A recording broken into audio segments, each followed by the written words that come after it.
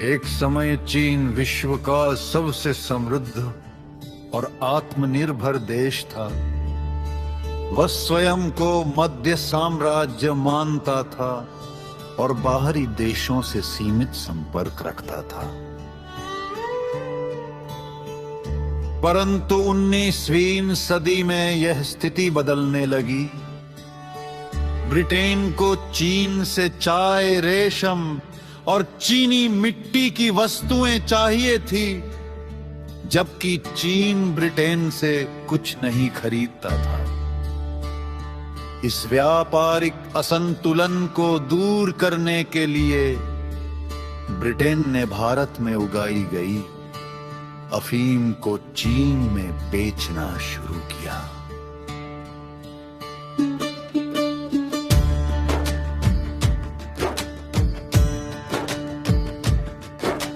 धीरे धीरे चीनी समाज में अफीम की लत फैल गई, जिससे अर्थव्यवस्था और सामाजिक व्यवस्था कमजोर होने लगी।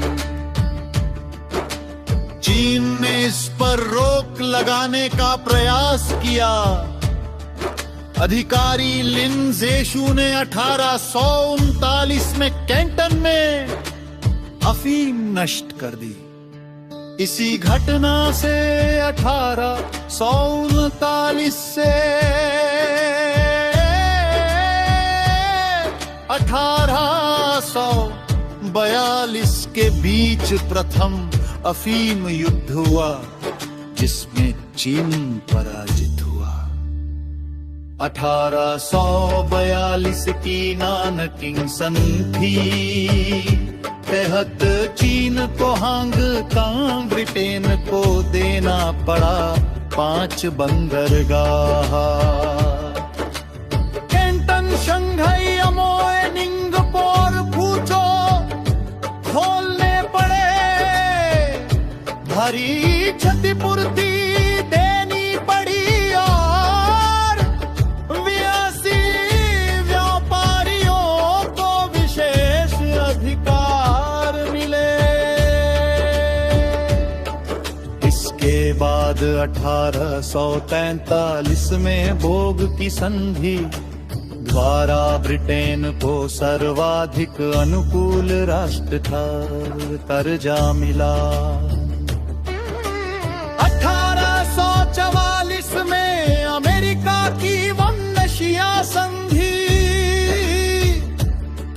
और फ्रांस की भांपोआ संधि ने भी समान अधिकार प्राप्त कर लिए।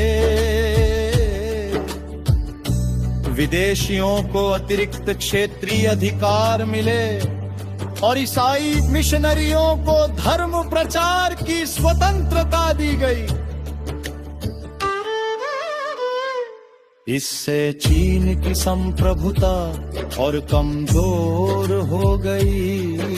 तनाव बढ़ता गया और 1856 में अरो घटना तथा फ्रांसीसी मिशनरी ऑगस्ट चैपडेलिन की हत्या के कारण द्वितीय अफीम युद्ध शुरू हुआ,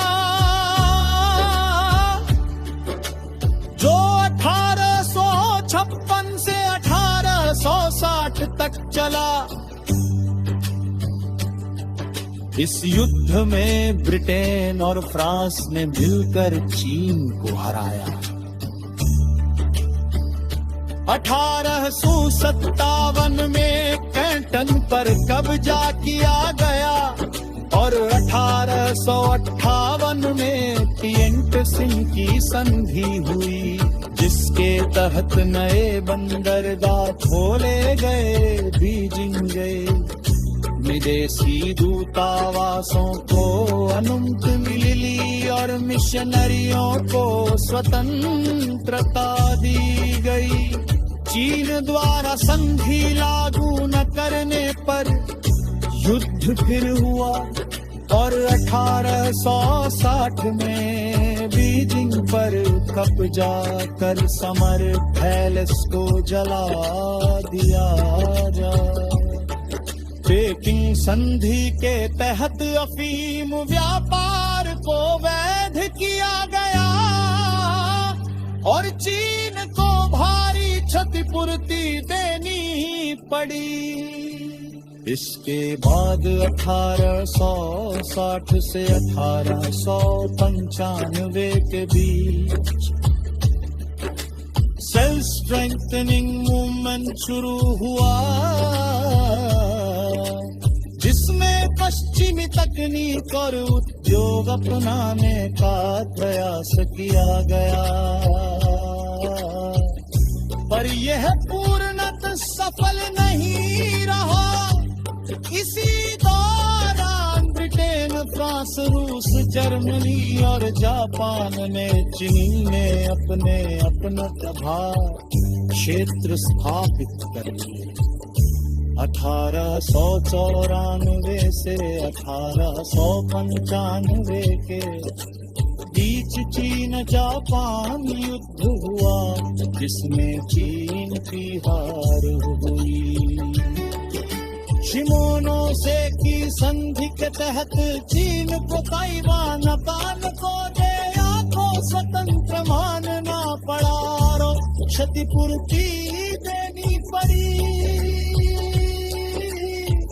1898 में सम्राट गुआंगशू ने खंड तेज रिफॉर्म शुरू किया, पर महारानी सिशी ने से समाप्त कर दिया।